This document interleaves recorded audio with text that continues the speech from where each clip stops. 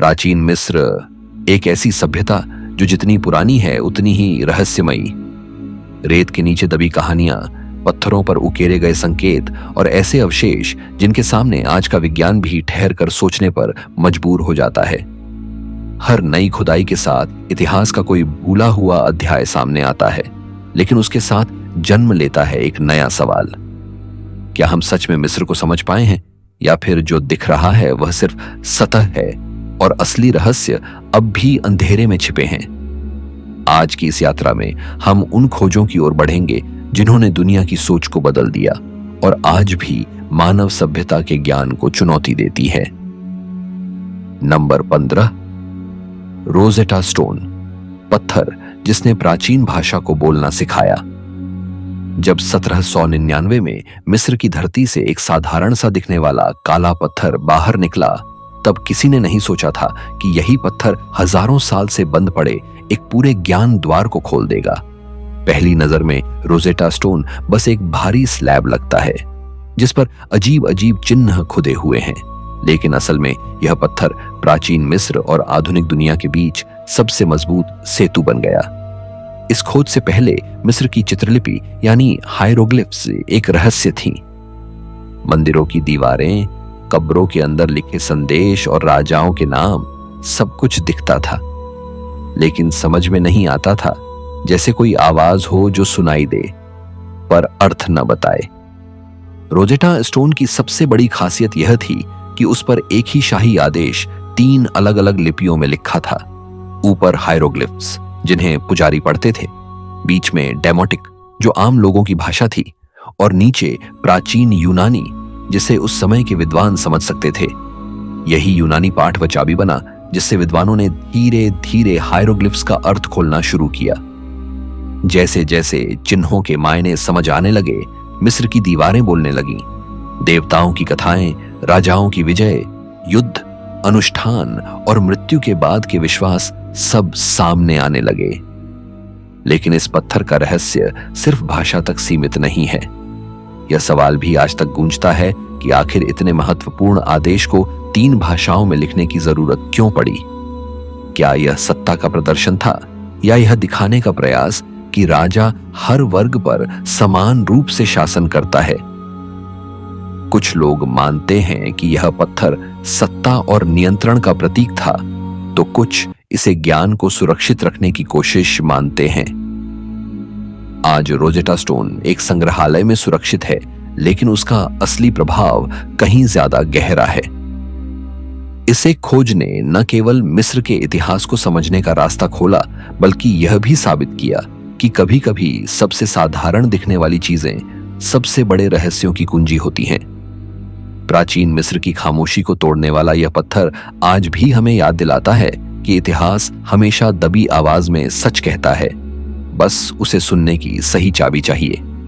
Number 14, valley of golden mummies, सोने में लिपटा एक भूला हुआ संसार। यह मानना आसान नहीं होता कि हजारों साल पुरानी सभ्यता आज भी अपने रहस्य जमीन के नीचे छुपाए बैठी है, लेकिन मिस्र की valley of the golden mummies इस सोच को पूरी तरह तोड़ देती है। वर्ष 1996 में जब इस विशाल कब्रिस्तान की खोज हुई, तब दुनिया को एहसास हुआ कि मिस्र की रेत अब भी कितनी कहानियां दबाए हुए हैं। यह खोज ने कोई साधारण खोज नहीं थी, बल्कि ऐसा लगा जैसे समय ने अचानक पर्दा हटा दिया हो और प्राचीन लोगों का जीवन हमारे सामने आ खड़ा हुआ हो। इस घाटी में अब तक हजारों मम्मीज मिल चुकी हैं और अनुमान है कि यहाँ करीब 10,000 मम्मीज दफन हैं, जिनकी खुदाई आज भी जारी है। इन मम्मीज की सबसे चौंकाने वाली बात यह है कि ये फिरौनों की नहीं, बल्कि आम लोगों की हैं। फिर भी इनका दफन बेहद भव्य तरीके से किया गया था। हर मम्मी अलग तरह से सजाई गई है। किसी को लिनन में लपेटा गया, किसी पर कार्टोनेज यानी पपायरस और प्लास्टर की परत छड़ी हुई है, तो किसी को मिट्टी के ताबूत में रखा गया है। कुछ ममीज के चेहरे पर सोने के नकाब हैं और शरीर पर सुनहरे आवरण, जो यह संकेत देते हैं कि मरने के बाद का जीवन इनके लिए कितना महत्वपूर्ण था। ममीज के साथ रखी गई वस्तुएं भी इस जगह को और रहस्यमयी बना देती हैं। शराब के मटके, खाने की थालियां, सिक्के, आभूषण और रोजमर्रा की चीजें, सब कुछ जैसे यह दिखाने के लिए रखा गया हो कि मृत्यु अंत नहीं बल्कि एक नई यात्रा की शुरुआत है। यह खोज इतिहासकारों को यह समझने में मदद करती है कि 2000 साल पहले के आम लोग क्या पहनते थे, क्या खाते थे, किस पर विश्वास करते थे और मृत्यु को कैसे देखते थे। Valley of the golden mummies सिर्फ एक कब्रिस्तान नहीं है, बल्कि यह प्राचीन समाज की सोच का आईना है। यहाँ की हर मम्मी एक कहानी है जो बिना बोले बहुत कुछ कहती है। जितनी ज्यादा खुदाई होती है उतना ही साफ होता जाता है कि मिस्र की सभ्यता सिर्फ राजाओं और पिरामिडों की नहीं थी, बल्कि उन अनगिनत लोगों की भी थी जिन्होंने सोने में लिपटी शांति के साथ अनंत जीवन का सपना देखा। Number 13, Abydos carvings at the temple of Seti the first. पत्थरों पर उकेरा गया असंभव। जब मिस्र की चित्रलिपि को पढ़ना इंसान ने सीख लिया, तब यह माना जाने लगा कि अब प्राचीन मिस्र के ज्यादातर रहस्यों पर से पर्दा उठ चुका है। लेकिन एबिडोस में स्थित सेती प्रथम के मंदिर की दीवारों पर उकेरी गई कुछ आकृतियां आज भी इस आत्मविश्वास को चुनौती देती हैं। नील नदी के पश्चिमी तट पर बसा एबिडोस प्राचीन मिस्र का सबसे पवित्र क्षेत्र माना जाता था।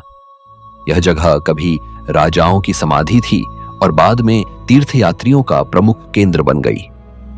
इसी पवित्र भूमि पर बना सेती प्रथम का मंदिर अपनी भव्य वास्तुकला के साथ साथ उन रहस्यमयी नक्काशियों के कारण भी प्रसिद्ध है, जिन्हें आज एबिडोस कार्विंग्स कहा जाता है।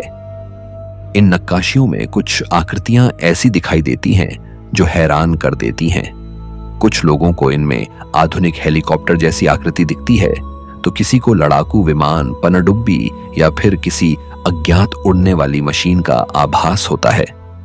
सवाल उठता है कि हजारों साल पहले रहने वाली एक सभ्यता ऐसे यंत्रों की आकृति पत्थर पर कैसे उकेर सकती थी, जिनका अस्तित्व आधुनिक युग से पहले था ही नहीं। यही वह बिंदु है जहां इतिहास और रहस्य आमने सामने खड़े हो जाते हैं। परंपरागत इतिहासकारों का मानना है कि ये आकृतियां दरअसल अलग अलग काल में उकेरे गए शिलालेखों के एक दूसरे पर चढ़ जाने से बनी हैं। पुराने लेखों को मिटाकर नए नाम और उपाधियां लिखी गईं, जिससे आकृतियां भ्रम पैदा करने लगीं। लेकिन रहस्यवादियों और वैकल्पिक विचारधाराओं के लिए यह तर्क अधूरा है। उनके अनुसार इतनी सटीक आकृतियां केवल संयोग नहीं हो सकती। वे सवाल करते हैं कि क्या प्राचीन मिस्रियों के पास कोई ऐसा ज्ञान था जो समय के साथ खो गया, या फिर क्या उन्हें किसी बाहरी स्रोत से यह जानकारी मिली थी। एबिडोस कार्विंग्स की सबसे बड़ी खासियत यही है कि वे आज भी निश्चित उत्तर देने से इनकार करती हैं। वे न तो पूरी तरह कल्पना साबित हुई हैं और न ही किसी ठोस वैज्ञानिक निष्कर्ष से बंधी हैं। यही अनिश्चितता उन्हें और भी रहस्यमयी बना देती है। सेती प्रथम के मंदिर की ये दीवारें जैसे आज भी फुसफुसाकर कहती हैं कि इतिहास सिर्फ ही वही नहीं है जो हमें पढ़ाया गया, बल्कि उसमें ऐसे अध्याय भी हैं जिन्हें समझने के लिए हमें अब भी समय और धैर्य दोनों चाहिए। नंबर 12, नेफरतीती बस्ट, सौंदर्य से आगे छिपा एक अधूरा रहस्य। दिसंबर 1912 की ठंडी सुबह जब अमारना की रेत से एक चेहरा धीरे धीरे बाहर आया, तब किसी को अंदाजा नहीं था कि यह चेहरा आने वाले समय में प्राचीन मिस्र की पहचान बन जाएगा। यह चेहरा था रानी नेफरतीती का, शांत, संतुलित और असाधारण रूप से जीवंत। पहली नजर में यह बस्ट केवल सुंदरता का प्रतीक लगता है, लेकिन जितना इसे देखा जाता है उतना ही यह सवाल पैदा करता है, क्या यह सिर्फ एक कलाकृति है या फिर इसके पीछे कुछ ऐसा छिपा है जो आज भी अधूरा है। नेफरतीती फरौन अखनातेन की पत्नी थी और उनका समय मिस्र के इतिहास का सबसे असामान्य काल माना जाता है। यह वही दौर था जब पारंपरिक देवताओं से हटकर एक नए धार्मिक विचार को बढ़ावा दिया गया। ऐसे समय में बनी नेफरतीती की यह प्रतिमा केवल एक रानी की सुंदर छवि नहीं, बल्कि सत्ता, विश्वास और बदलाव का प्रतीक भी बन जाती है। बस्ट की सबसे रहस्यमयी बात यह है कि इसका एक आंख अधूरी है। यह कोई टूट फूट का परिणाम नहीं लगता, बल्कि जानबूझकर छोड़ा गया हिस्सा प्रतीत होता है। सवाल उठता है क्या यह अधूरापन किसी धार्मिक संकेत का हिस्सा था या फिर कलाकार की कोई गुप्त मंशा? इस प्रतिमा की वास्तविकता को लेकर भी विवाद कम नहीं है। कुछ लोग मानते हैं कि यह अपने समय से कहीं आगे की तकनीक और कला कौशल का उदाहरण है, क्योंकि चेहरे के भाव इतने सजीव हैं कि वह लगभग सांस लेता हुआ लगता है।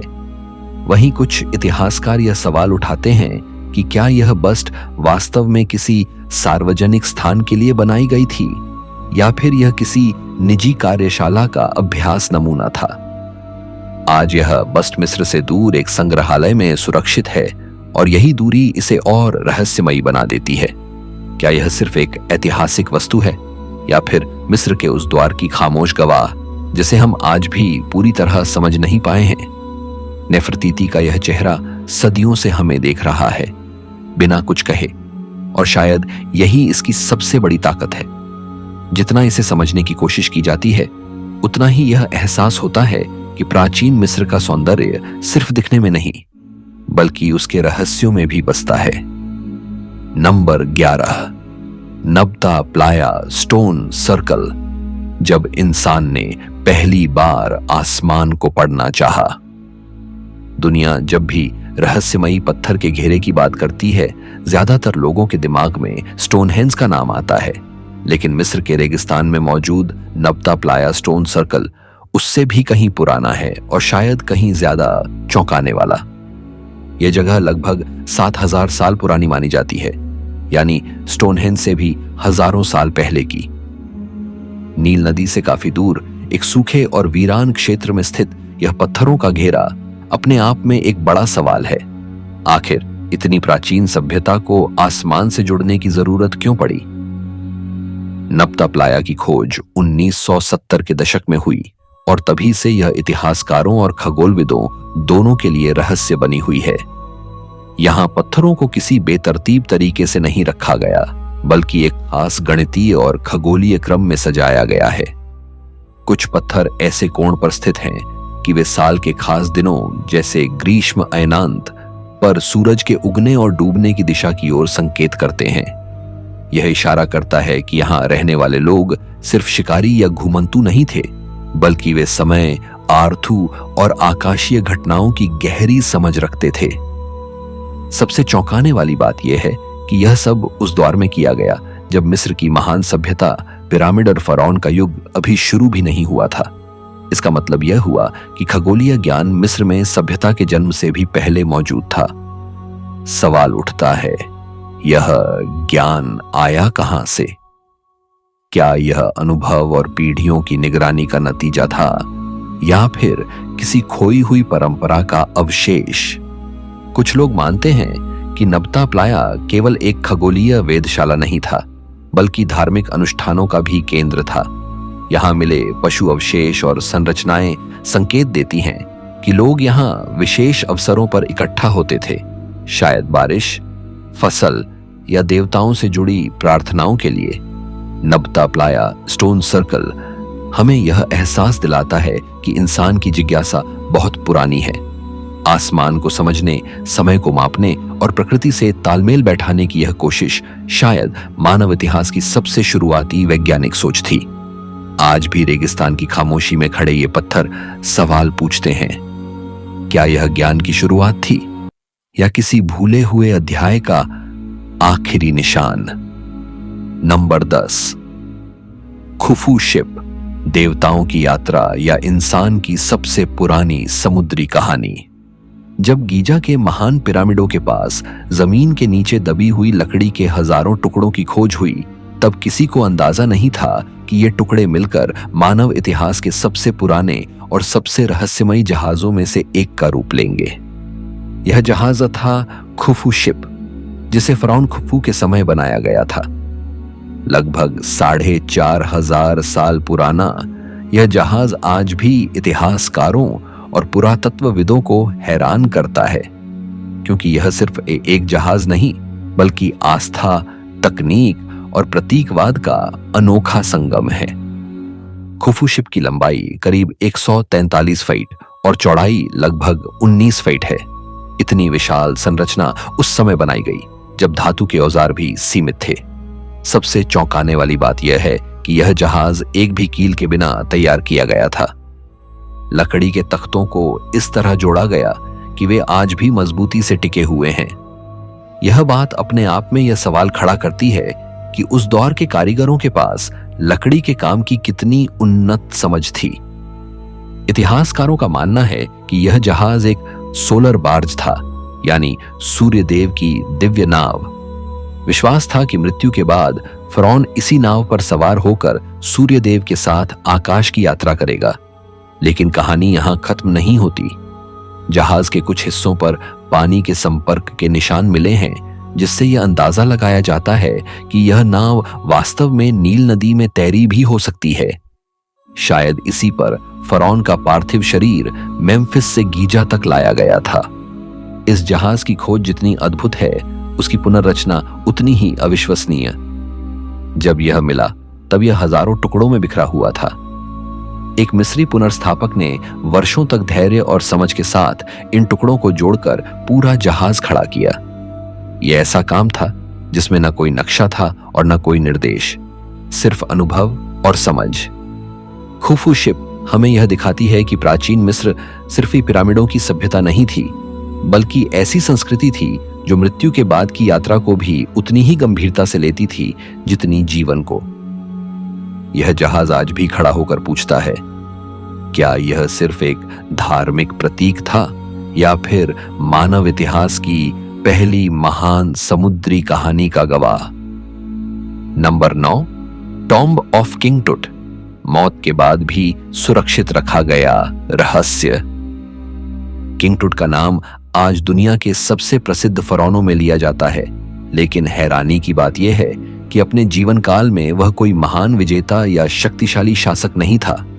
असल में उसकी असली प्रसिद्धि उसकी मौत के बाद शुरू हुई, जब 1922 में उसकी कब्र की खोज ने पूरी दुनिया को हिला दिया। वैली ऑफ द किंग्स में स्थित यह कब्र इतिहास की उन गिनी चुनी खोजों में से है जो लगभग पूरी तरह से अछूती मिली। सदियों तक लुटेरों ने मिस्र की कब्रों को निशाना बनाया, लेकिन किंग टुट की समाधि जैसे समय की नजरों से छुपी रह गई थी। जब इस कब्र का दरवाजा खोला गया तो भीतर का दृश्य किसी सपने जैसा था। सोने से जड़े ताबूत, चमकते आभूषण, नक्काशीदार कुर्सियां, रथ, मूर्तियां और रोजमर्रा के इस्तेमाल की चीजें, सब कुछ जस का तस रखा हुआ था। ऐसा लग रहा था मानो फरौन अभी अभी यहां से गया हो और लौट कर आने वाला हो। इस खोज ने इतिहासकारों को पहली बार यह समझने का मौका दिया कि एक शाही मिस्री कब्र वास्तव में कैसी होती थी, क्योंकि इससे पहले जो कब्रें मिली थीं, वे या तो लुट चुकी थीं या अधूरी थीं। किंग टुट की मम्मी भी असाधारण रूप से सुरक्षित थी। उसके चेहरे पर रखा गया सोने का मुखौटा आज भी मिस्र की सबसे पहचानने योग्य छवियों में से एक है। लेकिन इस कब्र के साथ एक और रहस्य जुड़ा, कथित श्राप का। कब्र खुलने के बाद कुछ लोगों की असामयिक मृत्यु ने यह धारणा पैदा की कि फरौन की कब्र के साथ कोई अभिशाप जुड़ा है। वैज्ञानिकों ने इसे संयोग बताया, लेकिन रहस्य की परत तब और गहरी हो गई जब यह कहानी दुनिया भर में फैल गई। इस कब्र की असली अहमियत सिर्फ इसके खजाने में नहीं, बल्कि उस जानकारी में है जो इसने दी। यहां से मिले हजारों सामानों ने मिस्र के धार्मिक विश्वासों, मृत्यु के बाद के जीवन की कल्पना और शाही जीवन शैली पर रोशनी डाली। किंग टुट की कब्र जैसे एक बंद किताब थी जिसे हजारों साल बाद खोला गया। आज भी यह खोज हमें यह एहसास दिलाती है कि कभी-कभी इतिहास का सबसे बड़ा रहस्य किसी शक्तिशाली व्यक्ति से नहीं, बल्कि उस व्यक्ति से जुड़ा होता है जिसे समय ने अनजाने में अमर बना दिया। Number 8, Saqqara bird. क्या प्राचीन मिस्र उड़ना जानता था? एक छोटा सा लकड़ी का पक्षी जिसे पहली नजर में देखकर कोई भी उसे बच्चों का खिलौना समझ ले, लेकिन यही वस्तु आज तक इतिहासकारों और रहस्यवादियों के बीच बहस का कारण बनी हुई है। साक्कारा बर्ड की खोज 1898 में साक्कारा क्षेत्र की एक कब्र से हुई थी। यह पक्षी गूलर की लकड़ी से बना है और आकार में बेहद साधारण दिखता है, लेकिन इसकी बनावट साधारण नहीं है। इसके पंख सीधे और संतुलित हैं। पूंछ का आकार अजीब तरह से त्रिकोणीय है। और सबसे चौंकाने वाली बात यह है कि इसमें पैरों या पंख फड़फड़ाने के संकेत नहीं हैं, जैसे यह उड़ने के लिए बनाया गया हो, बैठने के लिए नहीं। यहीं से रहस्य शुरू होता है। कुछ शोधकर्ताओं का मानना है कि यह केवल एक धार्मिक प्रतीक या सजावटी वस्तु हो सकती है, शायद किसी देवता या आत्मा का प्रतिनिधित्व। लेकिन दूसरी ओर कुछ लोग इसे एक प्राचीन ग्लाइडर का मॉडल मानते हैं। जब इस पक्षी की प्रतिकृति बनाकर उस पर आधुनिक एयरोडायनामिक परीक्षण किए गए तो यह पाया गया कि इसकी आकृति हवा में संतुलन बनाने के सिद्धांतों से मेल खाती है। यह खोज सवाल उठाती है, क्या प्राचीन मिस्रियों को उड़ान के बुनियादी नियमों की समझ थी? यह पक्षी लगभग दूसरी शताब्दी ईसा पूर्व का माना जाता है। उस समय किसी भी सभ्यता में उड़ान से जुड़ी कोई दर्ज तकनीक नहीं थी। फिर यह आकृति कैसे बनी? क्या यह सिर्फ संयोग है या फिर किसी खोए हुए ज्ञान का संकेत? कुछ लोग यह भी तर्क देते हैं कि अगर इसकी पूंछ का हिस्सा टूटा न होता तो यह और भी बेहतर तरीके से उड़ सकता था। लेकिन इस दावे को आज तक निर्णायक रूप से सिद्ध नहीं किया जा सका है। साक्कारा बर्ड को अक्सर आउट ऑफ प्लेस आर्टिफैक्ट कहा जाता है, यानी ऐसी वस्तु जो अपने समय से आगे की लगती है। यही वजह है कि यह आज भी मिस्र के संग्रहालय में रखे रखे सवाल पूछती रहती है। क्या यह सिर्फ एक प्रतीक था या फिर मानव इतिहास की उस भूली हुई जिज्ञासा का सबूत, जब इंसान ने पहली बार आसमान की ओर देखा और उड़ने का सपना देखा? इस छोटे से लकड़ी के पक्षी की खामोशी में आज भी एक बड़ा रहस्य छिपा है। Number 7, Narmer palette. जब एक देश पहली बार एक बना। दिखने में यह बस एक पत्थर की तख्ती है जिस पर उकेरी गई आकृतियां समय के साथ घिस चुकी हैं, लेकिन नार्मर पैलेट प्राचीन मिस्र के इतिहास में एक निर्णायक मोड़ का प्रतीक है। इसकी खोज 1897 में हुई थी और तभी से इसे मिस्र की सभ्यता के जन्म प्रमाण पत्र की तरह देखा जाता है। यह पैलेट उस दौर से जुड़ा है जब अलग अलग क्षेत्रों में बटा मिस्र पहली बार एक सत्ता के अधीन आया। इस पैलेट की सबसे खास बात इसकी चित्रलिपि और दृश्य कहानी है। एक तरफ राजा नार्मर सफेद मुकुट पहने हुए दिखता है जो ऊपरी मिस्र का प्रतीक था, और दूसरी तरफ वही राजा लाल मुकुट में दिखाई देता है जो निचले मिस्र को दर्शाता है। यह सिर्फ पहनावे का बदलाव नहीं है बल्कि सत्ता के एकीकरण का संकेत है। पत्थर पर उकेरी गई यह कहानी शब्दों के बिना ही बता देती है कि कैसे दो अलग अलग भूभाग एक दो भूमि के राज्य में बदले। नार्मर पैलेट को अक्सर मिस्र की सबसे पुरानी ऐतिहासिक कहानी कहा जाता है क्योंकि इसमें युद्ध, विजय और दैवीय अधिकार ऑल इन वन दिखाई देते हैं।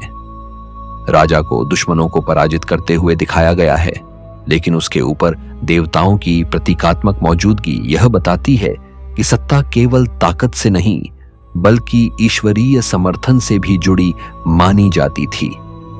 यही सोच आगे चलकर फरौनों को देवताओं के प्रतिनिधि के रूप में स्थापित करती है।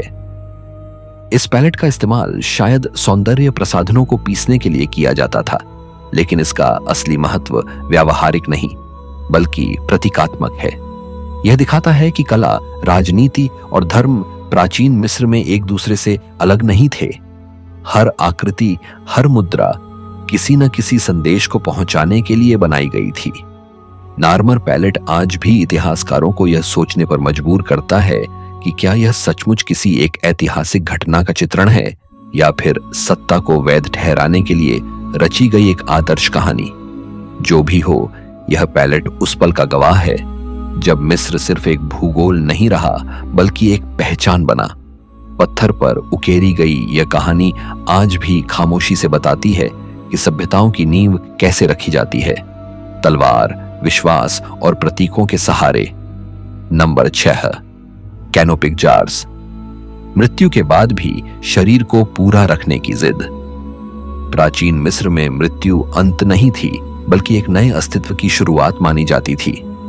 इसी विश्वास ने ममीकरण जैसी जटिल परंपरा को जन्म दिया और इस परंपरा का सबसे रहस्यमयी हिस्सा थे कैनोपिक जार्स।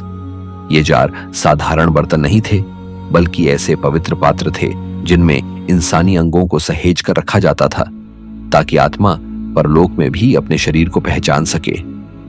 सवाल यह है कि आखिर अंगों को अलग करके सुरक्षित रखने की इतनी जरूरत क्यों महसूस की गई? मम्मीकरण के दौरान दिल को शरीर के भीतर ही छोड़ दिया जाता था क्योंकि उसे चेतना और निर्णय का केंद्र माना जाता था। लेकिन फेफड़े, जिगर, पेट और आंतों को निकालकर 4 अलग-अलग जार्स में रखा जाता था। हर जार एक विशेष देवता से जुड़ा था। कहीं बाज के सिर वाला रक्षक, कहीं सियार, कहीं बंदर, तो कहीं मानव मुख। ये सिर्फ सजावटी आकृतियां नहीं थीं, बल्कि माना जाता था कि ये देवता अंगों की रक्षा करेंगे और आत्मा की यात्रा को सुरक्षित बनाएंगे। इन जार्स की बनावट और सामग्री भी हैरान करती है। कुछ साधारण पत्थर या मिट्टी के बने होते थे, तो कुछ पर बारीक नक्काशी और मंत्र खुदे होते थे। अमीर और शक्तिशाली लोगों के लिए बनाए गए जार्स पर सोने की परत और देवताओं के चेहरे उकेरे जाते थे। हर जार मानो यह कह रहा हो कि शरीर के हर हिस्से का अपना महत्व है और मृत्यु के बाद भी उसे नजरअंदाज नहीं किया जा सकता। कैनोपिक जार्स से यह भी पता चलता है कि मिस्रियों की शारीरिक संरचना की समझ कितनी गहरी थी। वे जानते थे कि कौन सा अंग कहां है और उसे कैसे सुरक्षित रखा जाए। लेकिन यह ज्ञान केवल चिकित्सकीय नहीं था, बल्कि आध्यात्मिक भी था। अंगों को बचाना आत्मा को संपूर्ण बनाए रखने का तरीका माना जाता था।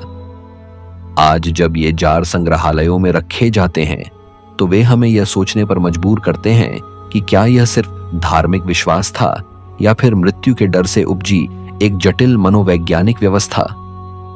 कैनोपिक जार्स हमें यह एहसास दिलाते हैं कि प्राचीन मिस्र में शरीर और आत्मा को अलग नहीं देखा जाता था। वहां मृत्यु भी जीवन जितनी ही योजनाबद्ध और अर्थपूर्ण थी, और यही सोच इन जार्स को साधारण बर्तनों से कहीं ज्यादा रहस्यमयी बना देती है। Number 5, the unfinished obelisk. अधूरा रह गया पत्थर, पूरा रह गया रहस्य। मिस्र के अस्वान क्षेत्र की चट्टानों के बीच एक ऐसा विशाल पत्थर आज भी पड़ा है जिसे देखकर पहली नजर में ही इंसान ठहर जाता है।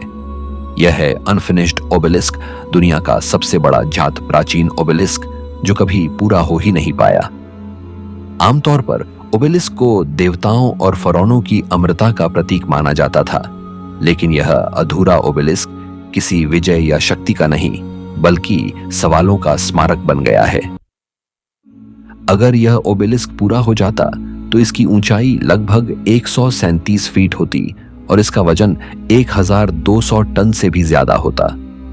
यह आकार अपने आप में चौंकाने वाला है, क्योंकि आज की आधुनिक मशीनों के बिना इतने विशाल पत्थर को निकालना, तराशना और खड़ा करना लगभग असंभव सा लगता है। ये ओबेलिस्क सीधे ग्रेनाइट की चट्टान से काटा जा रहा था और आज भी उसका निचला हिस्सा चट्टान से जुड़ा हुआ है। यही अधूरापन इतिहासकारों के लिए सबसे बड़ा संकेत है। माना जाता है कि पत्थर में आई एक दरार के कारण काम रोक दिया गया। लेकिन सवाल यह है कि क्या इतनी उन्नत योजना और मेहनत के बाद सिर्फ एक दरार पर पूरा प्रोजेक्ट छोड़ दिया जाता? कुछ लोग मानते हैं कि तकनीकी सीमाओं ने मिस्रियों को रोक दिया, जबकि कुछ का कहना है कि शायद किसी धार्मिक या प्रतीकात्मक कारण से इसे अधूरा छोड़ना जरूरी समझा गया। इस ओबेलिस्क की सबसे बड़ी अहमियत यह है कि यह हमें प्राचीन मिस्र की पत्थर काटने की तकनीक को सीधे देखने का मौका देता है। यहां आज भी औजारों के निशान मौजूद हैं जो बताते हैं कि कैसे पत्थर को धीरे धीरे आकार दिया जा रहा था। यह एक तरह से समय में जमी हुई कार्यशाला है जहां काम अचानक थम गया। अनफिनिश्ड ओबेलिस्क हमें यह याद दिलाता है कि प्राचीन मिस्र सिर्फ न पूरी हुई महान इमारतों की कहानी नहीं है, बल्कि अधूरे सपनों की भी कहानी है। यह पत्थर आज भी खामोशी से सवाल पूछता है, क्या मिस्री अपनी सीमा तक पहुंच गए थे, या फिर इस अधूरेपन में ही कोई गहरा अर्थ छुपा है? कभी कभी जो पूरा नहीं होता वही इतिहास में सबसे ज्यादा बोलता है। Number 4, Dendera light. क्या प्राचीन मिस्र में रोशनी का कोई और रहस्य था? मिस्र के डेंडेरा मंदिर की दीवारों पर उकेरी गई एक आकृति ने इतिहास और विज्ञान के बीच एक ऐसी बहस छेड़ दी जो आज तक थमी नहीं है। इस आकृति को आमतौर पर डेंडेरा लाइट कहा जाता है। पहली नजर में यह किसी विशाल बल्ब जैसी दिखती है, जिसके अंदर सांप जैसी आकृति है और बाहर की ओर किसी तार या ऊर्जा स्रोत जैसा संकेत। यहीं से सवाल पैदा होता है, क्या यह सिर्फ एक प्रतीकात्मक धार्मिक चित्र है या फिर किसी ऐसे ज्ञान की झलक जिसे हम आज भी पूरी तरह समझ नहीं पाए हैं। डेंडेरा का यह मंदिर देवी हाथौर को समर्पित था और इसकी दीवारों पर बनी नक्काशियां धार्मिक कथाओं से भरी हुई हैं। पर डेंडेरा लाइट की आकृति बाकी चित्रों से अलग महसूस होती है। कुछ लोग इसे कमल के फूल से निकलते सर्प का रूप मानते हैं, जो सृष्टि और ऊर्जा का प्रतीक है। पारंपरिक व्याख्या यही कहती है कि यह एक आध्यात्मिक दृश्य है जिसमें जीवन शक्ति को रूपक के तौर पर दिखाया गया है। लेकिन समस्या यह है कि आकृति का आकार और संरचना आधुनिक बल्ब से इतनी मिलती जुलती क्यों लगती है। रहस्यवादी विचारधाराओं का दावा है कि प्राचीन मिस्रियों को किसी प्रकार की विद्युत तकनीक का ज्ञान था।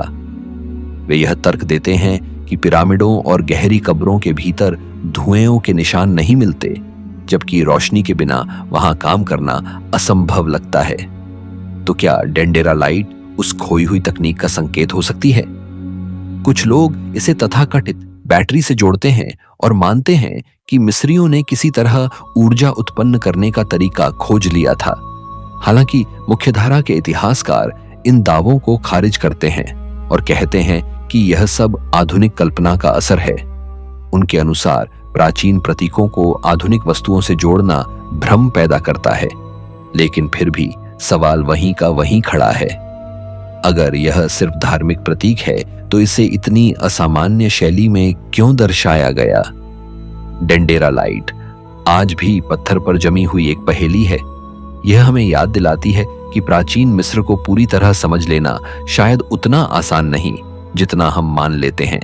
कभी कभी एक ही चित्र दो दुनियाओं को आमने सामने खड़ा कर देता है, एक विज्ञान की और दूसरी रहस्य की। Number 3, the lost golden city of Eton.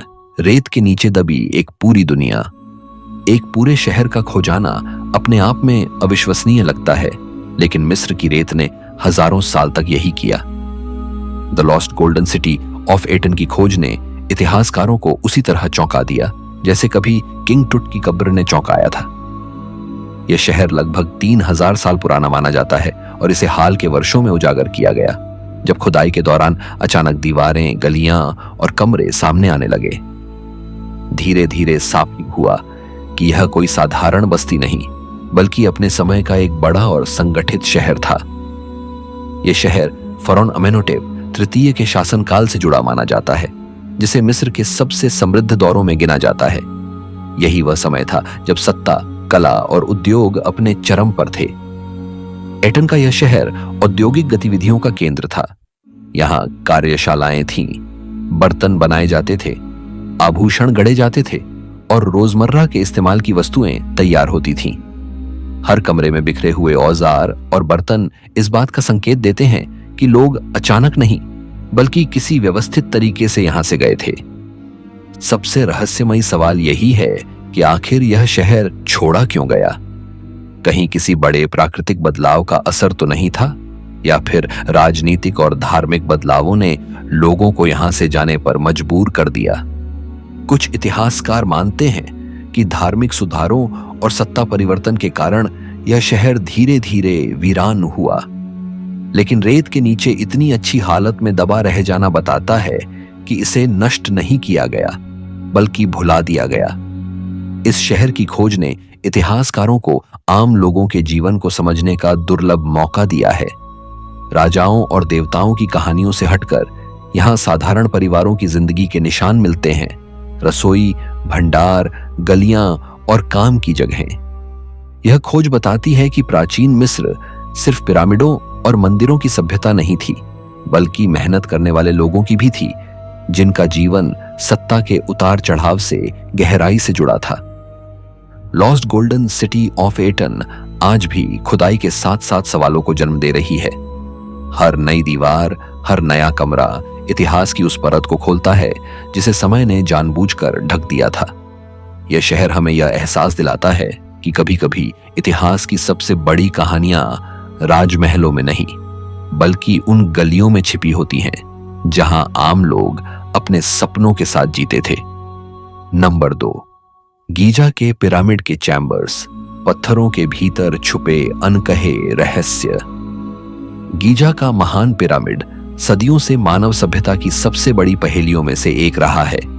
बाहर से देखने पर यह एक विशाल पत्थर की संरचना लगता है, लेकिन असली रहस्य इसकी दीवारों के भीतर छुपा है। हैरानी की बात यह है कि हजारों साल बाद भी वैज्ञानिक और इतिहासकार इसके अंदर नए नए कक्षों और सुरंगों की खोज कर रहे हैं। ऐसा लगता है जैसे यह पिरामिड जानबूझकर अपने रहस्यों को परत दर परत छुपाकर बनाया गया हो। आधुनिक तकनीक के इस्तेमाल से हाल के वर्षों में पिरामिड के भीतर ऐसे खाली स्थान और गुप्त रास्ते सामने आए हैं जिनका जिक्र किसी भी प्राचीन लेख में नहीं मिलता। नन्हे रोबोट और स्कैनिंग तकनीक के जरिए उन जगहों तक झांका गया जहां इंसान आज तक नहीं पहुंच पाया था। इनमें से कुछ कक्ष पूरी तरह सीलबंद हैं और उनके भीतर रखी वस्तुएं बाहर से किसी भी रास्ते से लाई जाना असंभव लगती हैं। यह सवाल अपने आप खड़ा हो जाता है कि क्या ये कक्ष पहले बनाए गए और बाद में उनके चारों ओर पिरामिड खड़ा किया गया। सबसे रहस्यमयी है तथाकथित क्वीन चैम्बर और उससे निकलने वाली पतली सुरंगें जो उत्तर और दक्षिण दिशा में जाती हैं। इन सुरंगों का कोई स्पष्ट उद्देश्य आज तक तय नहीं हो पाया है। कुछ लोग मानते हैं कि ये प्रतीकात्मक रास्ते थे जिनसे आत्मा आकाश की ओर जाती थी, जबकि कुछ का कहना है कि ये तकनीकी वेंटिलेशन या खगोलीय संरेखण का हिस्सा थीं। लेकिन जब इन सुरंगों के अंत में छोटे दरवाजे और अजीब निशान मिले तो बहस और गहरी हो गई। गीजा के पिरामिड के नीचे भी रहस्य कम नहीं है। जमीन के नीचे मौजूद सुरंगें और खोखले स्थान इस बात की ओर इशारा करते हैं कि पिरामिड सिर्फ एक समाधि नहीं था, बल्कि शायद एक जटिल संरचना का हिस्सा था। कुछ स्रोत यह भी दावा करते हैं कि पिरामिड के भीतर की कई खोजें सार्वजनिक नहीं की जाती, जिससे शक और बढ़ जाता है। गीजा के चैम्बर्स हमें यह एहसास दिलाते हैं कि यह स्मारक सिर्फ पत्थरों का ढेर नहीं, बल्कि एक सोची समझी पहेली है। जितना ज्यादा हम इसके अंदर झांकते हैं, उतना ही यह साफ होता जाता है कि प्राचीन मिस्र का ज्ञान हमारी कल्पना से कहीं आगे था। पिरामिड आज भी चुपचाप खड़ा है, मानो कह रहा हो कि मेरे भीतर अभी बहुत कुछ ऐसा है जिसे समझने के लिए इंसान को और समय चाहिए। नंबर 1, काहिरा मैन्युस्क्रिप्ट, कागज पर दर्ज वह इतिहास जो पत्थरों से भी ज्यादा बोलता है। जब प्राचीन मिस्र की बात होती है तो दिमाग में सबसे पहले पिरामिड, मम्मी और सोने के खजाने आते हैं। लेकिन मिस्र की सबसे अद्भुत खोजों में से एक पत्थर या सोना नहीं, बल्कि कागज के टूटे फूटे टुकड़े हैं। इन्हें ही काहिरा मैन्युस्क्रिप्ट कहा जाता है। ये खोज इसलिए अलग है क्योंकि यह राजाओं या देवताओं की नहीं, बल्कि आम इंसानों की जिंदगी की कहानी सुनाती है। काहिरा मैन्युस्क्रिप्ट असल में सैकड़ों हजारों पन्नों और टुकड़ों का एक विशाल संग्रह है, जिसे एक पुराने पूजा स्थल के बंद कमरे से निकाला गया था। यह सामग्री लगभग 10वीं से 13वीं शताब्दी के बीच की मानी जाती है। इसमें अरबी, हिब्रू और अरामाइक जैसी भाषाओं में लिखे दस्तावेज शामिल हैं। सबसे हैरानी की बात यह है कि इनमें केवल धार्मिक लेख नहीं, बल्कि व्यापार, विज्ञान, चिकित्सा, शिक्षा, निजी पत्र, पारिवारिक झगड़े और रोजमर्रा की जिंदगी से जुड़े विवरण भी मौजूद हैं। इन पन्नों के जरिए पहली बार इतिहासकारों को यह देखने का मौका मिला कि सदियों पहले आम लोग कैसे सोचते थे, कैसे सौदे करते थे, किस बात से डरते थे और किन बातों पर खुश होते थे। यह कोई एक किताब नहीं, बल्कि हजारों जिंदगियों का सामूहिक रिकॉर्ड है। कई दस्तावेज अधूरे हैं, कुछ फटे हुए हैं, लेकिन फिर भी हर टुकड़ा किसी न किसी कहानी का हिस्सा है। काहिरा मैन्युस्क्रिप्ट की सबसे रहस्यमयी बात यह है कि इतने महत्वपूर्ण दस्तावेज सदियों तक एक बंद जगह में क्यों छुपे रहे? क्या यह जानबूझकर किया गया था या फिर समय ने खुद इन्हें सुरक्षित रखने का फैसला किया? यह संग्रह इतिहास को सिर्फ सत्ता के नजरिए से नहीं, बल्कि आम इंसान की आंखों से देखने का दुर्लभ अवसर देता है। अगर पिरामिड मिस्र की भौतिक शक्ति का प्रतीक है, तो काहिरा मैन्यूस्क्रिप्ट उसकी बौद्धिक आत्मा है। यह हमें याद दिलाती है कि सभ्यताओं की असली पहचान सिर्फ विशाल इमारतों से नहीं, बल्कि उन शब्दों से बनती है जिनमें इंसान अपने डर, सपने और सोच को दर्ज करता है। आज के वीडियो में इतना ही। मिस्र की धरती हमें बार बार यह एहसास दिलाती है कि इतिहास कभी पूरी तरह सामने नहीं आता, वह हमेशा कुछ रहस्य अपने भीतर छुपाए रखता है। अगले वीडियो में फिर मिलेंगे एक और अनसुलझी कहानी के साथ।